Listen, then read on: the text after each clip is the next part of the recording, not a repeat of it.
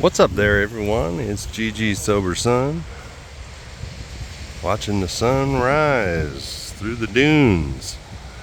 It's getting a little further north now, so it rises further to the north because of the season.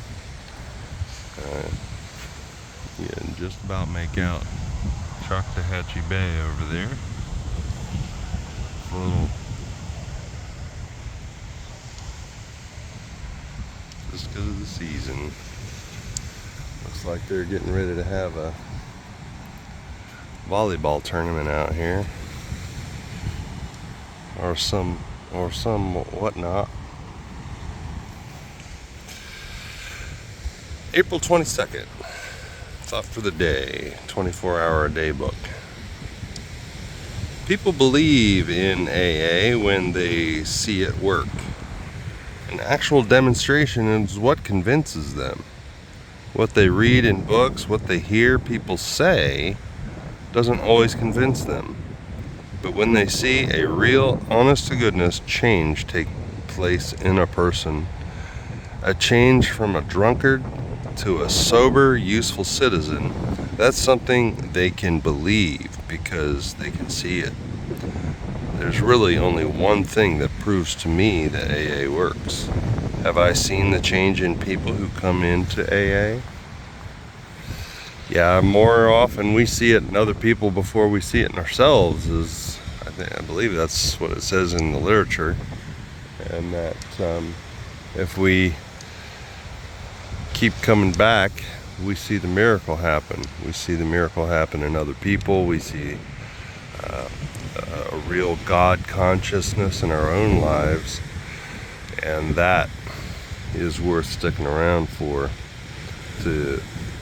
I can't remember the exact quote from the big book when it talks about working with others, but basically it says, we help others, we see others, them then help others get sober, and so on and so on, and that is something we would not want you to miss. Meditation for the day. Divine control and unquestioning obedience to God are the only conditions necessary for a spiritual life. Not too much. Divine control means absolute faith and trust in God, a belief that God is the divine principle in the universe, and that He is the intelligence and love that controls the universe.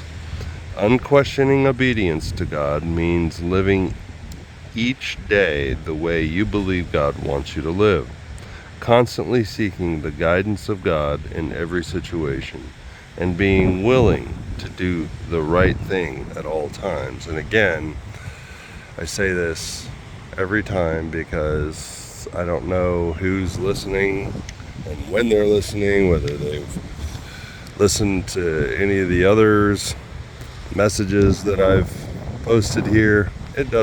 God doesn't care what gender you assign to the divine principle. I don't think, I'm going to use the word he, only because it's just been my habit, and I don't say that sardonically. I'm just used to saying it because sometimes it's easier. So I don't think he cares. He's not so petty that he gets caught up on that. And I love the movie The Shack, how God knows that the guy Mac, I think his name is, has a real resentment toward his earthly father. So God presents as a black woman. And I think it's just a perfect picture of how God is sensitive to who we are and our hurts. He is so determined to have a relationship with us that it doesn't matter. I love that. I pray that I may always be under divine control and always practice unquestioning obedience to God. I pray that I may be always ready to serve the divine principle. That doesn't sound always sound appealing, because I want what I want when I want it. I wouldn't be alcoholic if I didn't have those tendencies, I suppose. But it's worth it. That's the thing. It's worth it to receive the blessings of friendship in this world and in unity with others, and just to feel as though I have a place in this world. Oh, don't miss it, y'all. Love you. Look up. Aim up. Rise up.